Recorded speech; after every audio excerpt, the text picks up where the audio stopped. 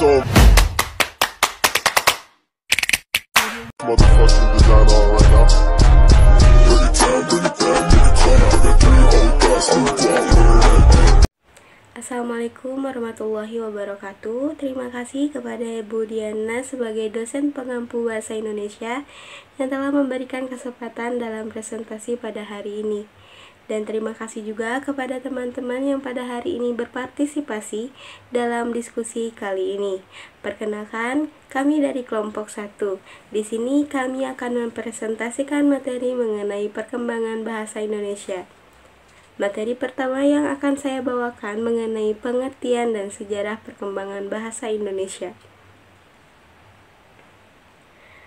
Perkembangan bahasa Indonesia secara lisan maupun tulisan berkembang pada saat bersamaan dengan Sumpah Pemuda pada tanggal 28 Oktober 1928 yang terus berkembang seiring berlajunya ejaan Van of Huygens, Suwandi Malindo, bahkan hingga ejaan yang disempurnakan. Bahasa Melayu telah ada dan digunakan terlebih dahulu.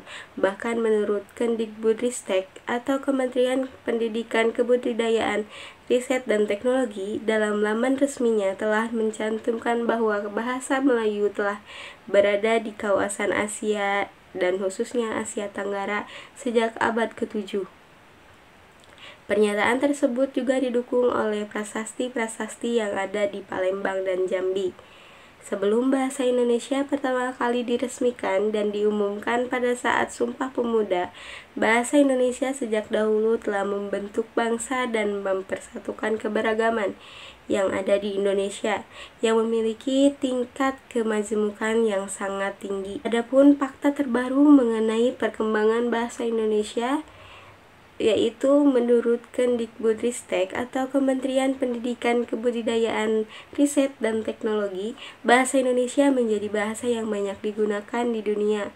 Tercatat ada 30-40 negara, 76 lembaga, dan 7.683 orang asing menggunakan bahasa Indonesia, bahkan dijadikan bahasa resmi di Vietnam sejak tahun 2007. Contohnya, seperti contoh, kalian pernah mendengarkan di sosial media ataupun di mana saja tentang penjual-penjual yang ada di luar negeri yang melayani orang Indonesia dengan ramah dan memakai bahasa Indonesia. Langsung saja, materi selanjutnya yaitu kedudukan bahasa Indonesia. Kedudukan bahasa Indonesia memiliki fungsi berikut, diantaranya yang pertama, lambang kebanggaan bangsa, yang kedua, lambang identitas nasional, yang ketiga, alat perhubungan antar warga, antar daerah, dan antar budaya, yang keempat, alat pemersatu suku budaya dan bahasanya. Perkembangan bahasa Indonesia telah melalui sejarah yang cukup teramat panjang. Dapat dengan jelas diketahui bahwa bahasa Indonesia telah menjadi begitu kuat hingga saat ini karena telah melalui proses yang unik. Berawal dari bahasa Melayu, kontak dengan budaya asing yang kemudian menggunakan bahasa Melayu dan menjadi bahasa yang akhirnya diganti dengan istilah bahasa Indonesia pada tahun 1926. Bahasa Indonesia kemudian masuk ke dalam 3 kategori perkembangan, yaitu yang pertama, bahasa pemersatu, yang kedua, bahasa resmi negara, dan yang ketiga, bahasa internasional. Sekian. Materi selanjutnya yaitu tata bahasa Indonesia. Kebanyakan tata bahasa Indonesia atau disingkat BI, ditulis oleh tata bahasawan Indonesia maupun asing dalam tahun 50-an. Pada waktu bahasa nasional kita baru mulai dipakai dalam kegiatan, kita sebagai permulaan suatu kesatuan bangsa dan masyarakat yang penuh dengan kesadaran nasional, dan pada waktu bangsa kita baru mulai sebagai bangsa Indonesia yang sadar masuk ke dalam pergaulan masyarakat dunia, kita harus berani mengakui bahwa ilmu pengetahuan, khususnya ilmu bahasa atau linguistik, kita pungut dari dunia barat. Dan dari tahun 50-an, pada permulaan kita memasuki dunia ilmu pengetahuan, belum dapat dikatakan terdapat cukup bahasa Indonesia dalam linguistik. Tidak mengherankan apabila tata bahasa atau BI pada waktu itu dituliskan menurut model tata bahasa Yunani Latin. yang dibawa oleh ahli Belanda ke Indonesia. Karena orang kita, khususnya tata bahasawan kita, belum atau tidak tahu teori ilmu bahasa yang lain. Setelah BI tumbuh dan berkembang selama lebih dari seperempat abad, baru ada sebuah buku tata bahasa yang mencoba mengadakan kodifikasi bahasa nasional kita, yaitu Tata Bahasa Indonesia karangan Dr. Rendes Goripskrap 1970. Namun buku ini dimaksudkan oleh pengarangnya bagi sekolah lanjutan atas sehingga tidak dapat digolongkan sebagai kodifikasi BI dengan memakai suatu teori linguistik tertentu.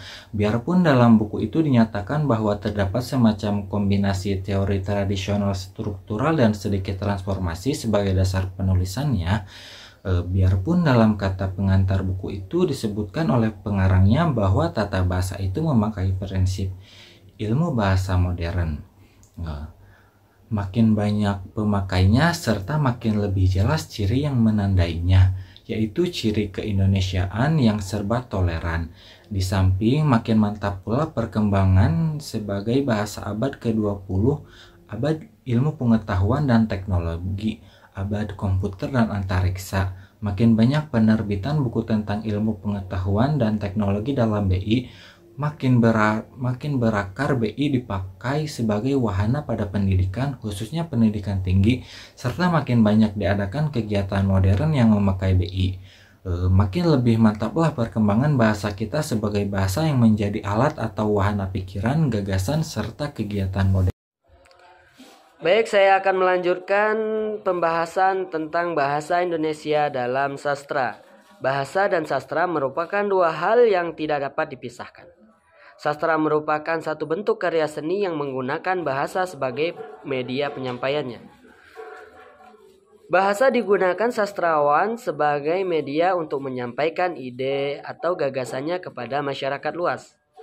Bahasa menjadi jembatan yang menghubungkan sastrawan dengan khalayak. Melalui sastra, penulis atau pengarang mengeksploitasi potensi-potensi bahasa untuk menyampaikan gagasannya untuk tujuan tertentu. Dengan demikian, bahasa merupakan unsur penting bagi sastra. Mengingat bahasa menjadi bahan utama sastra, maka untuk memahami karya sastra, penguasaan bahasa mutlak diperlukan. Hal ini karena sastra seringkali tidak menyatakan maksud secara langsung, tetapi melalui kiasan-kiasan, simbol-simbol, ataupun lambang-lambang. Bahasa dalam sastra tidak dapat diterjemahkan secara apa adanya. Untuk memahami bahasa yang digunakan, pengarang tersebut harus memiliki pengetahuan mengenai gaya bahasa.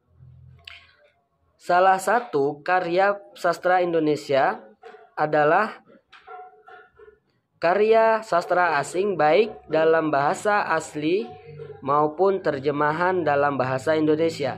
Apabila sebuah teks sastra diterjemahkan dalam bahasa Indonesia, maka teks terjemahan tersebut adalah sebuah teks sastra tersendiri yang sudah berbeda dari teks sastra dalam bahasa aslinya. Sebuah teks sastra terjemahan bukan lagi bagian dari khazanah sastra asal teks yang diterjemahkan, tetapi ia menjadi bagian dari khazanah sastra dalam bahasa Indonesia. Sastra merupakan satu bentuk karya yang menggunakan bahasa sebagai media penyampaiannya. Melalui bahasa Indonesia inilah merupakan media memahami karya sastra. Bahasa digunakan oleh penulis sebagai media untuk menyampaikan ide atau gagasannya kepada masyarakat luas. Dengan demikian, bahasa merupakan unsur penting bagi sastra. Oleh karena itu, sastra merupakan unsur yang amat penting yang mampu memberikan wajah manusiawi, unsur-unsur keindahan, keselarasan, keseimbangan, perspektif, harmoni, irama dalam setiap gerak kehidupan manusia dalam menciptakan peradaban. Jika sastra tercabut dari akar kehidupan manusia, maka manusia tak lebih dari sekedar hewan berakal. Sastra dan manusia serta kehidupannya adalah sebuah persoalan yang penting dan menarik untuk dibahas secara komprehensif. Sastra memiliki beberapa jenis sebagai berikut. Yang pertama, sastra daerah, yaitu karya sastra yang berkembang di daerah dan diungkapkan dengan menggunakan bahasa daerah. 2. Sastra dunia, yaitu karya sastra milik dunia yang bersifat universal. 3. Sastra kontemporer, yaitu sastra masa kini yang telah meninggalkan ciri-ciri khas pada masa sebelumnya. 4.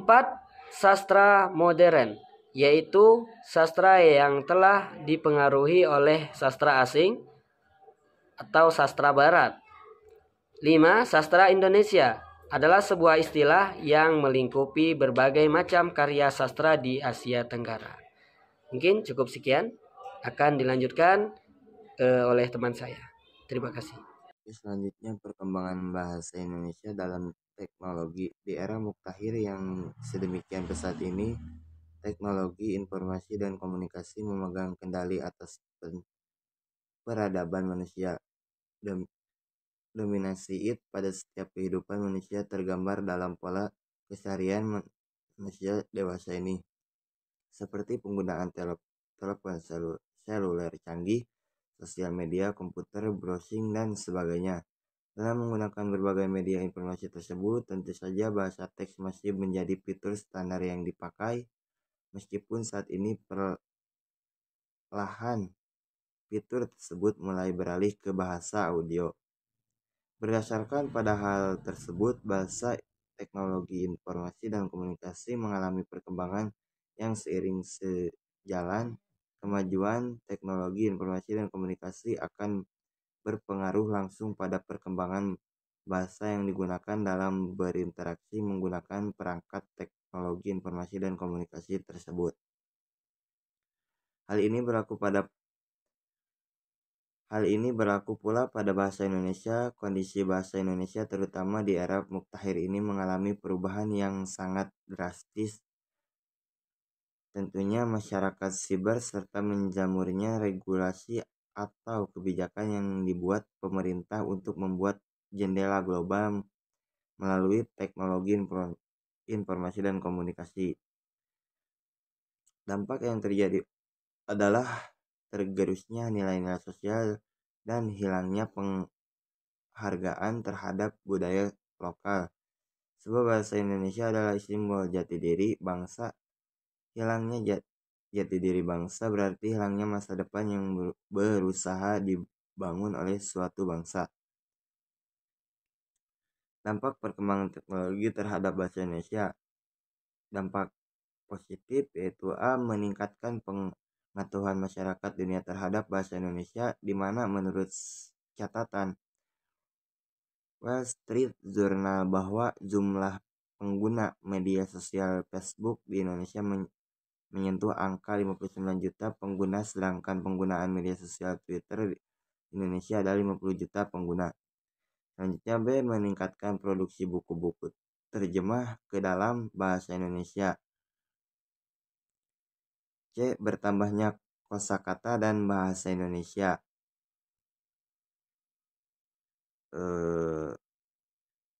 D.